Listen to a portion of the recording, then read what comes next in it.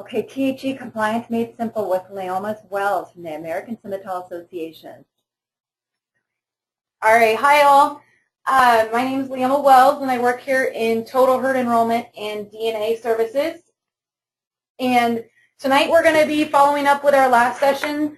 Last session we talked about, in part one, we talked about how THE is as simple as 1, 2, 3. I like to think of this program as being pretty straightforward. I strive to make it easier every year. I'm always open to feedback. So please pass on feedback. I do like it in writing. That way I can review it and pass it on to the powers that be. So if you ever have a moment to sit down and draft me an email or draft me a letter, I would love to hear from you. If you have any ideas on ways to make this even more streamlined than it currently is. So tonight we're going to talk about adding more weight to your CAF data and how to get the most value out of this program that you're participating in. So the 3 simple steps of staying in compliance with your herds. Step number 1, report all your calves. Step number 2, report a productivity code for all dams that did not calve in that given season or year. Step number 3, and the most important vital step, you need to send that data to ASAE. Does not do me any good on the dashboard of your pickup or, sitting beside the computer. You got to get that data turned in. The first step, reporting all your calves. Every dam that you enroll on your inventory that had a calf will need to be reported to ASAE. Yes, this includes steer calves that get shipped to the feedlot, calves that get stepped on at 2 weeks of age and die, or calves that fall through the ice. Anything that was alive when that cow had that calf, including deceased, I should say, should be reported to our association. If you're a spring calving herd, which is January 1st through June 30th, all your calf data needs to be turned in by December 15th of that same year. So basically all the calves you calved out this spring 2013, that calf data should be reported to me within the next couple weeks. If you're a fall calving herd, which is July 1st through December 31st, and the cows are on a fall inventory, your calf data has to be turned in by June 15th of next year. So all of the guys who are calving right now, their calf data needs to be sent to me by June 15th of 2014. So what this means is we call this term compliance. And the reason why we started calling it compliance was if you're a spring calving herd and you enrolled your cows in spring 2013, every single cow that you placed on that inventory needs to have a record reported by December 15th for her 2013 calving season. In January, our computer system goes through and it says, it picks out, the people who are not in compliance. And what that means is if you have 10 females enrolled in spring 2013 and you reported 7 calves, the system's going to go through and say, oops, we have 3 calf records that we're missing on these 3 females. And at that time, it will put a hold on your account where every time you go to process a job or someone logs something in for you, we're going to get a notification that says, it's going to say, you have 3 cows that we do not have calf data on. You will need to add these cows to your calf data reporting spreadsheet and submit the calf data before we'll be able to process anything further on your account. I'm sure some of you have seen this message. So now we're going to talk about how to keep away from we're going to talk about keeping your herd in compliance. So what you need to do for any female that does not have a calf to record, you're going to report what's called a productivity code. So if a dam that was enrolled on your inventory did not have a calf in your herd, then you will need to go ahead and report this code. There are now 11 different codes that you have to choose from. This pertains to any female that was enrolled, including those that you sold with papers. This is still an additional step that those of you need to take, because if you sell a female and you send the paper into ASAE and you transfer her through our office, that does not yet correspond over to your total herd enrollment. So even though you sold her, you sent the papers in, you marked that she was bred, I still need you to record a productivity code on that female on your calf data reporting spreadsheet. Remember, if you are not reporting a calf, then you need to use a productivity code to complete your compliance requirements. So if you're going down your calf data spreadsheet and there are 10 females, you have 7 calves to report, those other 3 females will need to have a productivity code assigned. If you don't assign them anything, or if you delete them from your spreadsheet, or if you just leave it blank, when we pass December 15th, the database is going to go out there and catch those cows, and at some point you're going to have to give me a record. So it's better to do it while it's fresh in your mind than, in 6 months when you absolutely need to get, your calf data through for a little kid who has a show, and we can't get it done because you're not in compliance. So I did a little slide this time about productivity codes and where you can find the spot to enter those on your online database. As you can see here, we have cows listed on the left, which is where they are on your online data entry spreadsheet. If you click on the birth dam tab, which is the tab located next to your animal tab, then you see this screen, and you can see that it's kind of cut off there, but you can see productive, and then you see productivity, yay, for year.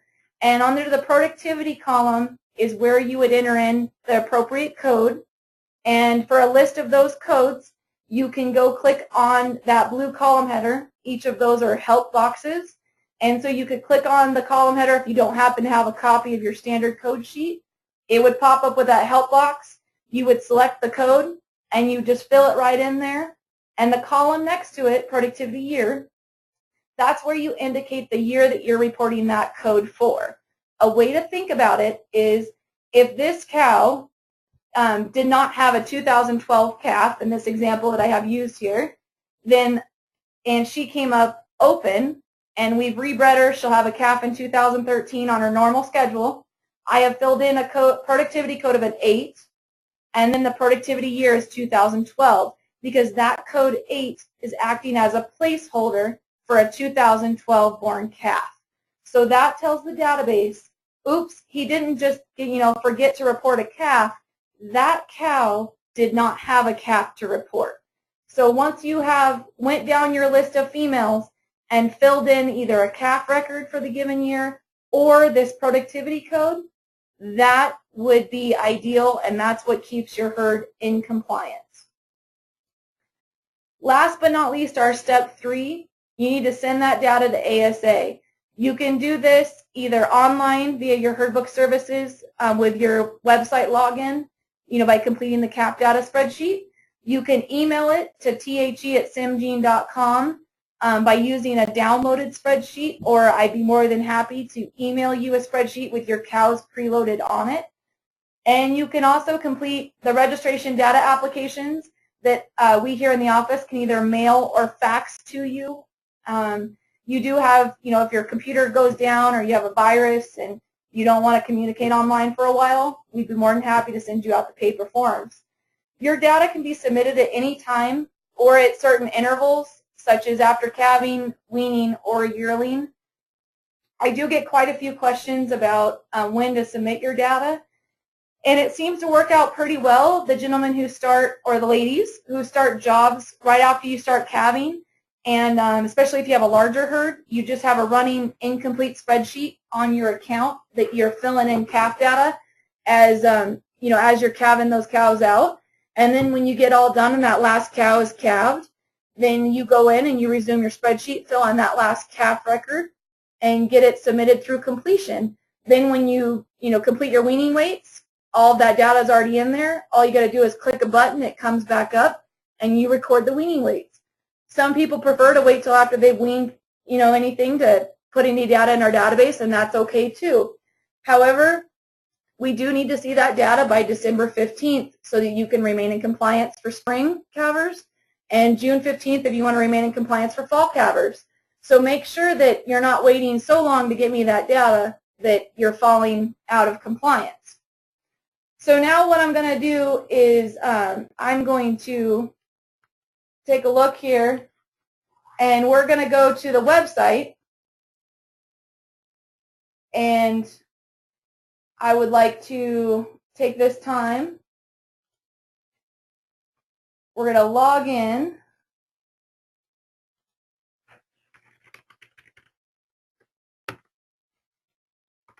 Bear with me. I got to get my password correct here. This is very similar to you all calling me and making sure that our passwords are still working. All right. So once we get logged in, we go over here to data entry. We select online. We go down to our inventory tab. So as you can see here, make sure inventory is highlighted. You should see this up above here, online data entry - inventory. And I'm going to go ahead and enter in a member number here that I have some CAF data for. And you can see that once I enter in that member number as an employee, this screen comes up. So you should see this screen when you're on your inventory tab. And we're going to drop this down this year. We're going to drop this down to 2013 because we're talking about 2013 CAF data. As you can see, this graph says 0 for 3. What this means is there are 3 cows enrolled, which you can view down here below, 3 enrolled in THE. The 0 means that there are 0 CAF records that have been contributed to those females, or 0 productivity. So to start my job, I go down here below and I click on Update 2013-Spring Calves. And we're going to go ahead and it starts us a job. And as you can see here, it has loaded the 3 females that this young lady has enrolled on her THE over here on the left. To enter in my CAF data, I'm going to go ahead and I'm going to start entering in CAF data that I have available. So we start with the animal tattoo. And the animal registration number, this is a question I get quite a bit. The animal registration number here, it is going to be left blank because a registration number has not been assigned to this animal that I'm recording yet. So we're going to go ahead, and the herd ID, this is if you want to split your calves in contemporary grouping at birth. If you happen to forget that the next time you're logged in, if you click up here on our help box, you can see it gives us a very nice explanation of what a herd ID is and how you can utilize that by assigning numerics 1 through 9 on your herd. I'm going to go ahead and go next to the calf removal. And this column is used for to remove animals younger than 18 months of age from your herd. So you show us that that animal is no longer a part of your herd. So you can see that we have, prior to weaning, codes 20 through 26. After weaning, codes 30 through 38. And on my calf data that I have entered here, I have a code 37, which is other. That could mean that the calf got shipped, that, maybe I sold it to a neighbor who didn't necessarily want papers. It just kind of is a catch-all in there if nothing else seems to apply. Oh. And so now I'm going over to Sire Number. When you type in the Sire Number, down below there's this blank box. And as you can see, it comes up and says the sire's name and their tattoo. It's a way to double check yourself, especially on those popular AI sires where we're getting a lot of progeny that get named after them. I mean, if you look up Dream On in our database, you're going to get so many hits. So whenever you type in a sire number, just take a quick glance down here at the bottom and make sure that that is the sire that you were indeed, hoping to put in there. I don't have a birth weight for this animal, but you can see I filled in the sex. We just keep the sex simple: B for bull, C for cow, S for steer. A lot of people, they say, well, it's a heifer. Yes, but that is a female that hopefully will eventually become a cow. We don't designate between cows or heifers. And then we're going to go over here to birth date, and I'm going to type in the birth date of this animal. And I do apologize, the keyboard is a little sticky here, so I'm going a little slower. The next column is something that we get asked quite a few times about what it's for. And it's called MBC, which is multiple birth code. This is where you can indicate whether the calf was a single, twin, triplet, twin of opposite sex, frozen embryo, same-sex ET twin, same-sex, opposite sex twin, or a fresh embryo transplant. This calf that I'm recording is a single, so I'm going to put a number 1. Next column is CABI knees. So whether the calf was born unassisted, hard pull, easy pull, cesarean section, abnormal presentation. What's different about this one? You notice that there is these codes down here that say secondary codes. What that means is this is a column that you can utilize more than one designation. So if you had a calf that was born breech, so that would be abnormal presentation, but was also dead on arrival, you would type in a number 56 into this column. So you can see here, I'm going to type in, I'll use this as an example. So I would type in a 56. You use your primary code first, and you use the secondary code second. So if you're going to use one of these secondary codes, we ask that you use a primary code in addition to it, so we know that, if it was dead on arrival, maybe it was dead on arrival because there was a real hard pull, so we know that she had calving difficulty. If it was a premature calf, and it was born unassisted, you may put a 1-7 in there. Next column is AI. We just simply fill in Y for yes or N for no. Next column is name. So on calves that we're just reporting, for reporting purposes, you're probably not going to have a name. But if you're registering the calf, this is where you would fill in the name that you want to appear on the registration certificate. Next column is register. If you do not wish to register the calf, you will fill an N in here or leave it blank.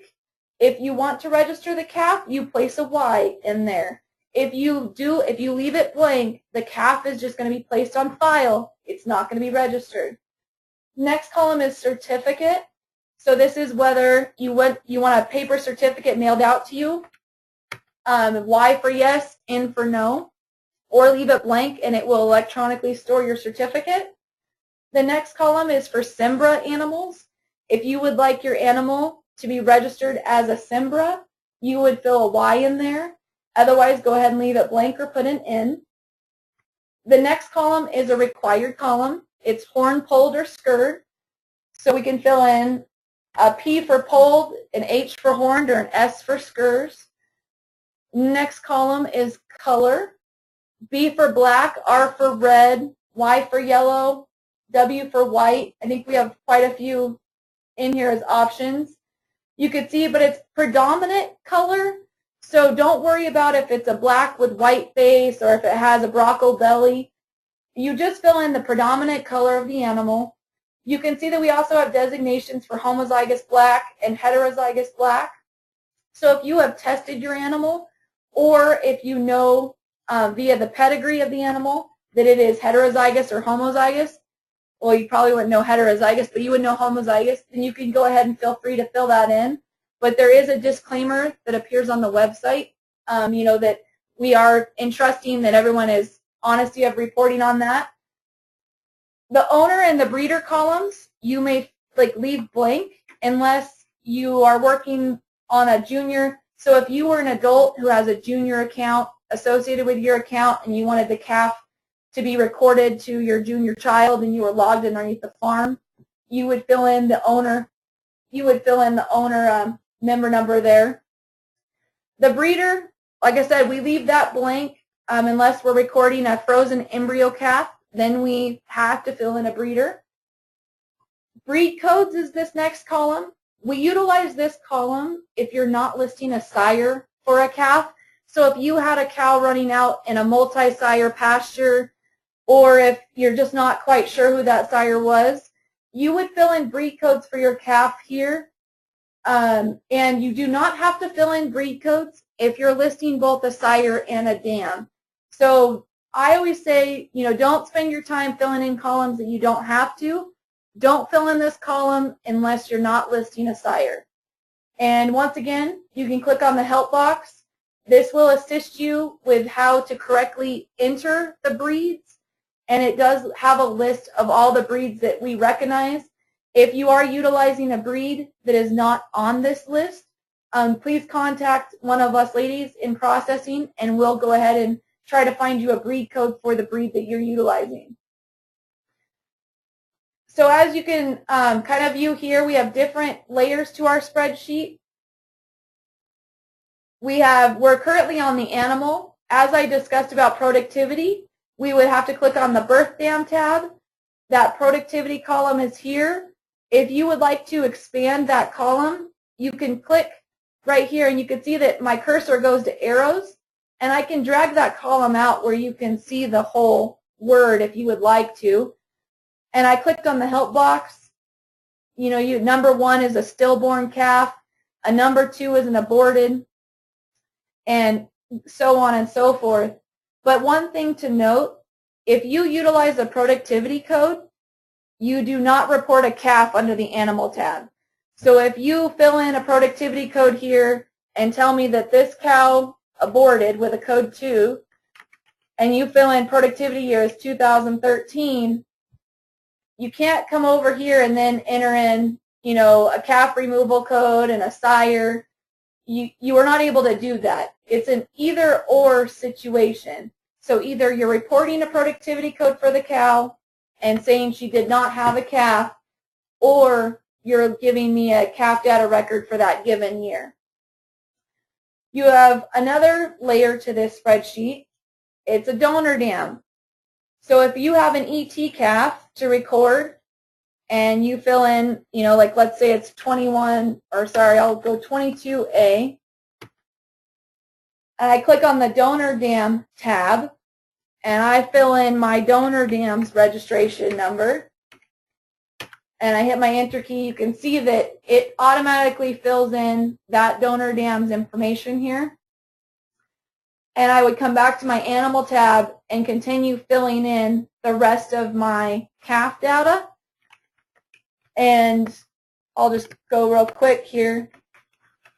If this was a heifer and she was 75 pounds and she was born on, let's see, we'll say, and how I'm entering these dates, you do want to use the slashes because now the computer system is really kind of cracking down on how we're entering dates into the database. So make sure that you're using a standard date format. We come to this multiple birth code column. I'm going to say this was a frozen embryo. So that's a number 6. Recip cow had her unassisted. Now AI with ET calves, here's where it gets a little tricky. Most breeders do not live cover their donor dams. And I do say most because there are still people out there who do turn a bull out with their donors and, allow them to live cover.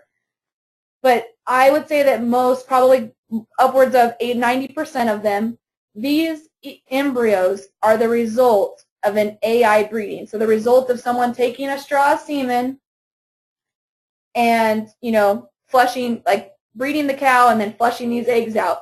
So most of the time when you see an embryo reported, there should be a Y in the AI column because, like I said, very few people live cover their donors. So we're going to come over here. We'll fill in the last required columns. The breeder, I have to fill in now. So here is what we can do. Let's say that I purchased these embryos and I don't know the man's ASAE member number who I purchased the embryo from. Well, I need to fill his ASAE member number into the breeder column.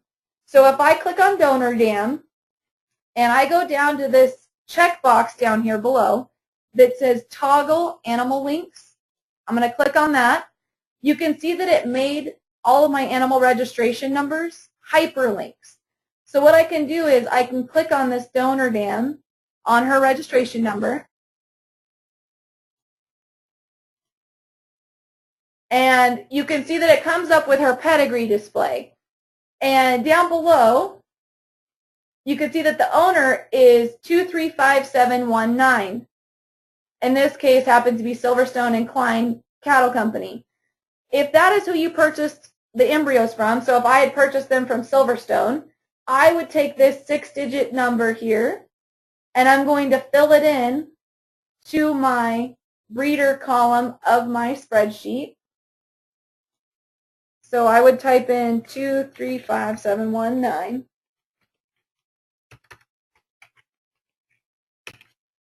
And as you can see, my error changed to a warning over here. And the error was designated by the fact I didn't have a breeder filled in. Now if I were to click on my warning, it would say calf is embryo, not DNA verified. That would tell me that I would need to parent verify this ET calf since I didn't own the donor. But the system would allow me to report the calf so I could at least place it on file and get my DNA kit ordered. So at this time, I'm going to go ahead and open the floor up for questions. So if you have any questions, I'm going to figure out here, bear with me. Okay, so no one has any questions? But if you would like to raise your hand and ask me a question while we're on this calf data spreadsheet, please feel free, and I'll try to click on your hand and allow you to ask your question. Okay. So what I'm going to do is we're going to flip to a different screen while you all are thinking about your questions that you have for me. And I'm going to bring up something that if you're not in compliance, you will see when you go to process a job. And so what you'll see is you'll see this screen. So if I'm in an online data entry job and I hit my button that says submit data, if I have calf data that has not been turned in from a previous season, I will see this error message appear. And it will say, in this case, there are still 13 dams from your 2012 S inventory. S stands for spring. If you didn't have calf data to turn in from fall, that would be an F for fall. It says, please add the cows listed below by their ASAE numbers to this job and enter in their calf data or productivity.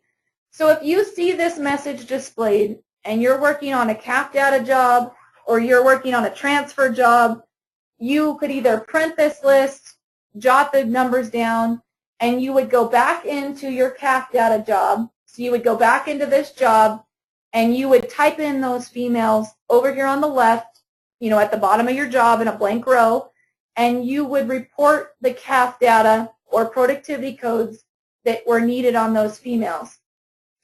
If you're completing a 2014 dam inventory, so if you're doing just a list of your cows, then you'll need to open up a calf data spreadsheet to report the missing data.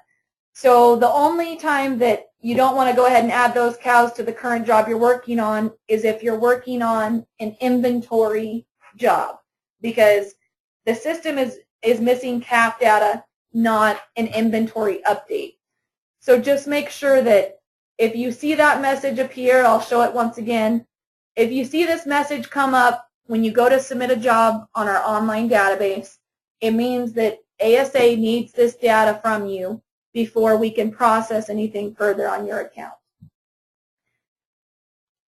And what I wanted to show you, in addition to that, was when we mail out our packets for total herd enrollment to anyone who doesn't have an email address on file, or if your computer is on the fritz and you need to do your reporting via paper, you receive a paper that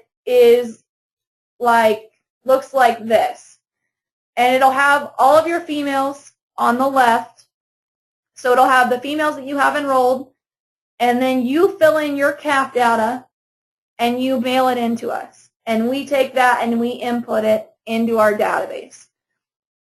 So if you have ever seen a sheet like this, or if you would, ever need one, you can see that it has the same columns. It has calf tattoo, calf removal, sire number, the calf breed, sex, date of birth, etc. across here. So if you ever are in need of one of these, just let one of us ladies know. We can print you off one and get it sent to you, and it would have all of your cows preloaded over here on the left, and then you would be able to fill in your calf data and get it back to us. And I see that we do have a question, so I'm going to go ahead and I'm going to call upon Cindy.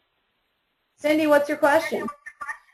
Yeah, on the calf removal column, what was the age that you said you would report under that column? It was up to, what was it, 13 or 18 months? Okay, so Cindy's question was, when do you utilize the calf removal column? So this calf removal column is used to record a removal code prior to 18 months of age. So it's utilized for any animal that's under 18 months of age. So you can use it up until, well into yearling time or ultrasound time. And you can utilize it before then. So if you have calves that left the herd prior to weaning, maybe they, got sick and died, or maybe you sold a cow-calf pair, you would utilize the prior to weaning code. So you would utilize anything from 20 to 26. The after weaning, you would utilize 30 to 38. And so, but you can use any of these codes before the animal is 18 months of age. After 18 months, then then you want to use your communication with our staff here on whether the animal was sold without papers or it's deceased. And then we actually update the animal record. Does that answer your question, Cindy? Yes, it does. And then I had one more question too on this. Okay. Earlier you had indicated, like if you transferred an animal that you still needed to identify it in here. Can you show us how you would record an animal that you no longer had? Absolutely. Okay, so Cindy's question on this one was about what I had mentioned earlier. If I had sold a bred heifer who was enrolled on my total herd enrollment, and I had transferred the paper through the office and indicated that she was bred, to complete my compliance requirement, I still have to record, a productivity code. So in this, I'll just utilize one of the females I have pulled up here. If I had sold this 39Y female, I would come into my calf data spreadsheet. I would click on my birth dam tab. I would go to the productivity column, and I don't have a list of my codes with me, so I would rely on my help box. And I'd pop it up here, and I'd look through my codes, and I'd say, okay, well, I sold her and she was bred. That doesn't fit. That doesn't fit. Oh, look, a code 11, which stands for bred, but sold, removed, or died prior to calving. So this code 11 is for anything if you sell her with papers, if you sold her without papers but she was bred, or if the cow, unfortunately, you preg check and then come out of the pasture and she's dead and she was bred when she died, you would use that code 11. So I sold 39Y 3 months ago, transferred her through the office, but she's still on my inventory. So I'm going to come here to this productivity column, and I'm going to type in a code 11. And then the productivity year, I would type in 2013, because what I'm telling the database is this cow was sold prior to calving, and she left my herd in 2013. So that's all we got to do, Cindy. Does that answer your question on that? Yes, that's perfect. Thank you.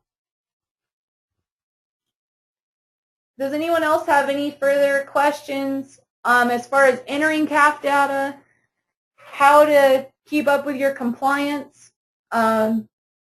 reporting ET calves. Anything out there? All right, let's go to, we'll kind of exit out of this, go back to our presentation. So I'm going to conclude with, if you have any questions or any follow-up that you would like to have me address, you can always email me at the@simgene.com, or my own personal email is lwells@simgene.com. I have started a blog that is all about THE and DNA, and the website for the blog is here, and it's going to send out helpful tidbits and information. It's going to have screenshots of questions that I get asked frequently, and so I'm going to bring that up now for you all to see. This is what the blog looks like, and it's located at haveyouheard.wordpress.com. And if you scroll down, you can see that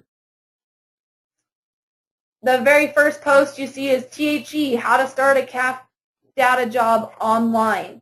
Walks you through step by step with some nice screenshots here, and hopefully will assist in alleviating some of your questions and be a little bit more useful when it's after hours or late at night when you're working on this calf data and you're looking for a solution.